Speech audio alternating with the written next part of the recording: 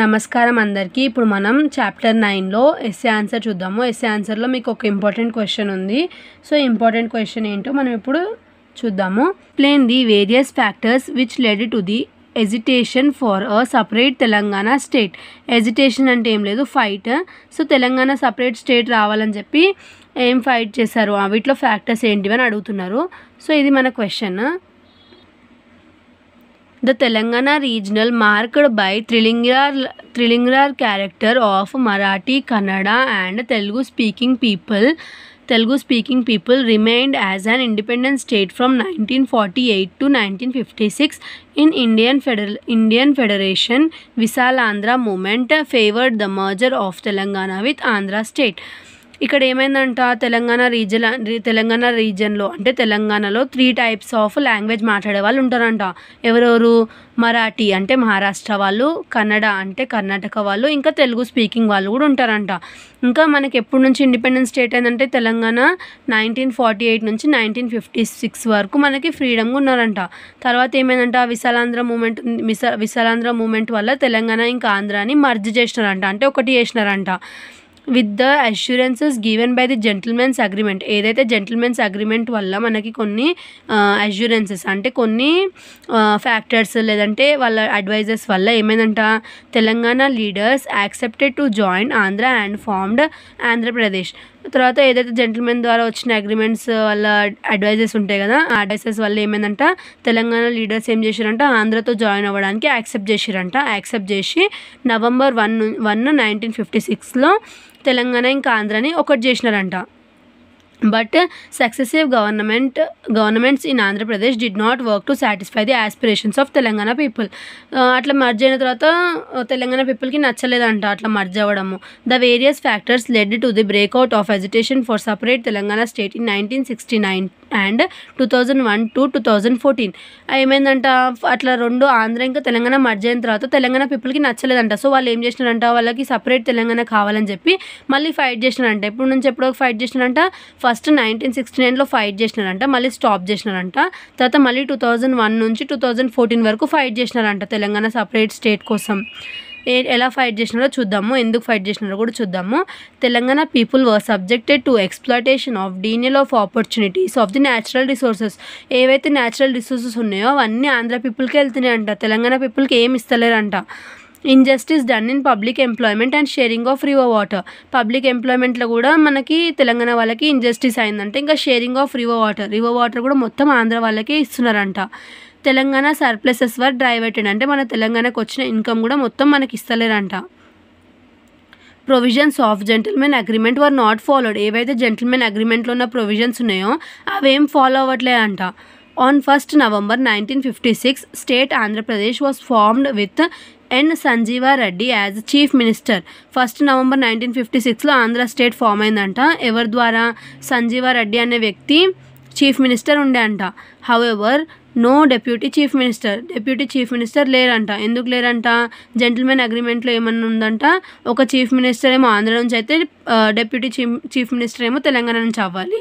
ఒకవేళ chief minister Telangana నుంచి అయి ఉంటే డెప్యూటీ చీఫ్ మినిస్టర్ ఆంధ్ర నుంచి అయి ఉండాలి. అంటే ఎవరో ఒకళ్ళు తెలంగాణ ఇంకా ఆంధ్ర నుంచి ఉండాలి అని చెప్పి ఆ రూల్ ఉండే అంట అప్పుడు జెంటిల్మెన్ అగ్రిమెంట్ ద్వారా. The residential qualification for public employment and education were reduced from 15 years to 4 years. ఇప్పుడు ఏమైందంట, పబ్లిక్ ఎంప్లాయ్మెంట్ ఇంకా ఎడ్యుకేషన్ ఎట్లా రెడ్యూస్ అయిందంటే, పబ్లిక్ ఎంప్లాయ్మెంట్ 15 సంవత్సరాల ఎక్స్పీరియన్స్ ఉన్న వాళ్ళని తీసుకుంటాం అనే దగ్గర నుంచి 4 సంవత్సరాల ఎక్స్పీరియన్స్ ఉన్నా కూడా తీసుకుంటామని చెప్పి అట్లా మారిపోయిందంట. తర్వాత ఎంప్లాయ్మెంట్ అండ్ ఎడ్యుకేషనల్ ఆపర్చునిటీస్ తగ్గిపోయినాయంట తెలంగాణ పీపుల్కి. Mulki rules were not followed. Mulki rules అని కొన్ని ఉంటాయి, అవి నేను షార్ట్ ఆన్సర్స్లో ఎక్స్ప్లెయిన్ చేస్తాను. అవి కూడా ఫాలో అవ్వలేరంట Andhra people.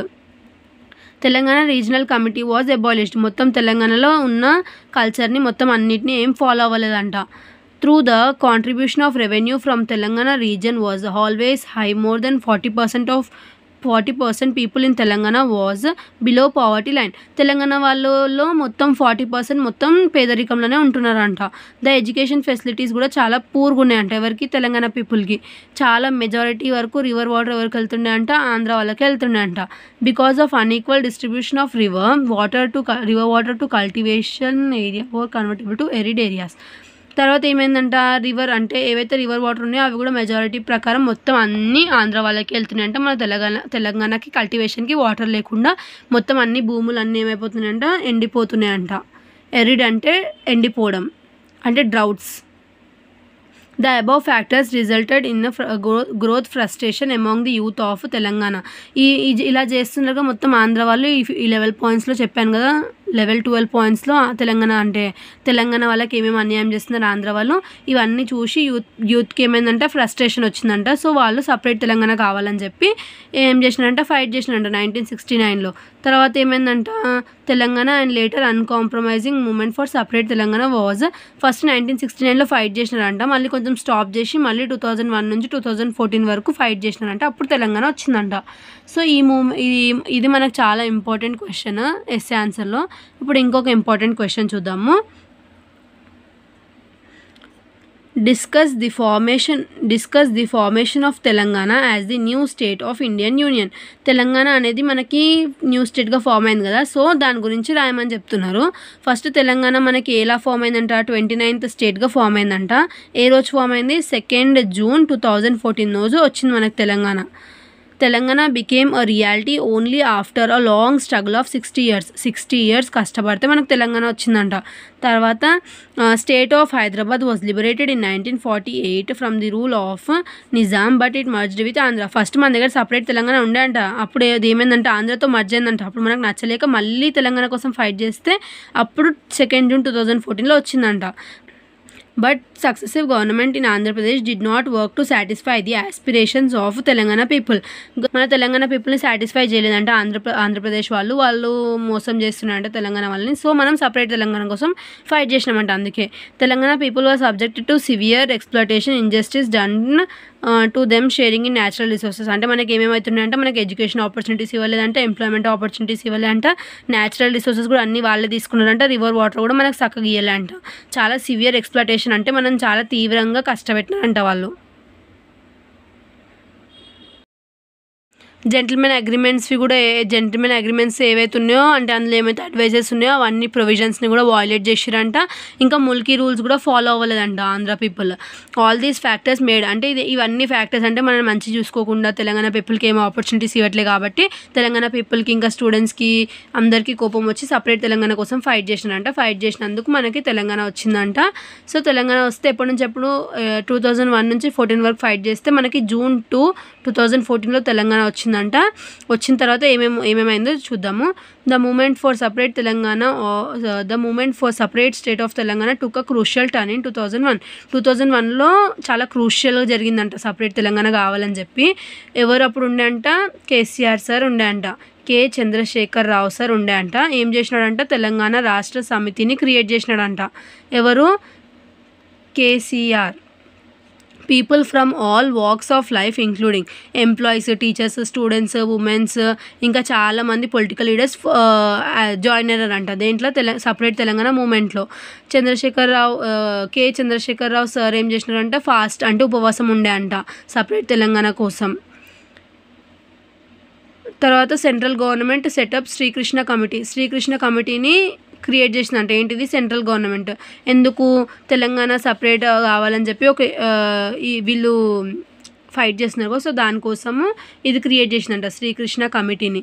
Telangana joint act committee organised various programmes like, ఇదేం క్రియేట్ చేసిందంట Telangana joint act committee, million march అంటే చాలామంది కలిసి స్ట్రైక్ చేస్తారు కదా అది, సకల జనుల సమ్మె ఇది కూడా సేమ్, సాగర్ హారం, మానవహారం, వంట వార్పు అంటే రోడ్డు మీదే కూర్చొని కుకింగ్ చేసుకుని తింటారు కదా అది.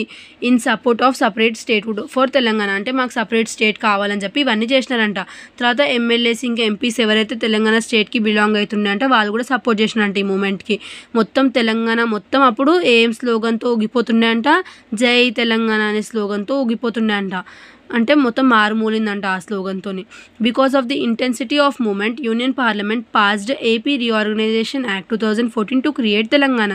అప్పుడు ఇలా మొత్తం ఫుల్ హల్చల్ అయిపోయింది కదా ఈ మూమెంట్ కోసము. సో అప్పుడు యూనియన్ పార్లమెంట్ ఇంకా డెసిజన్ తీసుకుందంట, సపరేట్ తెలంగాణ ఇచ్చేద్దాం ఇంకా, లేకపోతే సివియర్గా అయ్యేటట్టు ఉందని చెప్పి సపరేట్ తెలంగాణ ఇద్దామని చెప్పి ఏపీ రీఆర్గనైజేషన్ యాక్ట్ 2014ని క్రియేట్ చేసినారంట. ఎందుకు క్రియేట్ చేసినారంట? తెలంగాణని సపరేట్ చేద్దామని చెప్పి. తర్వాత ఆంధ్రప్రదేశ్ని ఎలా డివైడ్ చేసినారంట? ఆంధ్రప్రదేశ్ ఇంకా తెలంగాణ అని చెప్పి 2 డిఫరెంట్ స్టేట్స్గా డివైడ్ చేసినారంట. తెలంగాణకి ఏం క్యాపిటల్ పెట్టినారంట? హైదరాబాద్ అనే క్యాపిటల్ పెట్టినారంట తెలంగాణకి. The act divided the members of Lok Sabha. ఈ యాక్ట్ ఏం చేసిందంట? ఏపీ రీఆర్గనైజేషన్ యాక్ట్ ఎవరైతే Lok Sabha, Rajya Sabha, state legislative assembly, state legislative council members ఉన్నారు కదా, వాళ్ళందరినీ 2 స్టేట్స్కి డివైడ్ చేసినారంట. బోత్ స్టేట్స్ అంటే 2 స్టేట్స్కి సింగిల్ గవర్నర్ ఉంటాడు అని చెప్పిందంట ఈ act. Due to relentless efforts of K Chandrashekar Rao Telangana Rashtra Samithi అంటే TRS, Telangana joint act committee, ఇదంతా సపోర్ట్ వల్ల మనకి ఏమైందంటే తెలంగాణ స్టేట్ వచ్చిందంట. ఎప్పుడు 2 జూన్ 2014లో Telangana state was formed as 29th state of Indian union. ఇవన్నీ కష్టాలు పడ్డాక ఇవన్నీ చేసిన తర్వాత మనకి తెలంగాణ స్టేట్ వచ్చిందంట. సో ఇది సెకండ్ ఇంపార్టెంట్ క్వశ్చన్. నెక్స్ట్ ఇది కూడా important question. Describe the role of జేఏసీస్ ఇన్ తెలంగాణ మూమెంట్. తెలంగాణ మూమెంట్లో జేఏసీస్ ఏదైతే ఉందో దాని రోల్ ఏంటిది అని అడుగుతున్నారు. So the non political agencies as pressure groups play a big role in every political process. Joint action committees అంటే జేఏసీస్ ప్లేడ్ ఏ వండర్ఫుల్ రోల్. ఎలా ప్లే చేసిందంట? వండర్ఫుల్ రోల్ని ప్లే చేసిందంట. సో ద పొలిటికల్ పార్టీస్ ఏం చేసినాయంట? జేఏసీని ఫామ్ చేసినాయంట. ఎప్పుడు ఫామ్ చేసినాయంట? 24th December 2009లో ఫామ్ చేసినాయంట. ఎందుకు ఫామ్ చేసినాయి? Major political parties such as Telangana Rashtra Samithi అంటే టీఆర్ఎస్, బీజేపీ, ఇంకా వేరే కమ్యూనిస్ట్ పార్టీస్ అన్నీ దీన్ని జాయిన్ అయినాయంట జేఏసీని.